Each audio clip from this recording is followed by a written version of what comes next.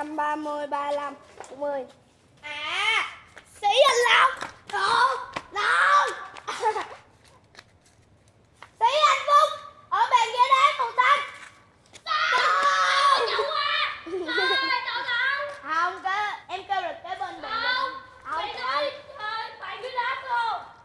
Không, em xí cái bên, em kêu là Anh mày sao nó phải chậu cá mà xí bàn ghế?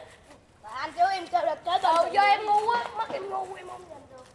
À, Sĩ Anh Quân ở sau một cái chậu cây.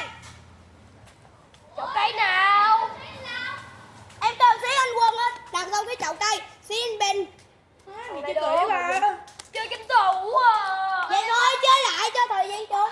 Năm mười dạ mà đúng qua nút luôn, qua nút luôn. Ơi cái gì cũng phải bình tĩnh chứ. Ê giờ. Này nhẹ lắm.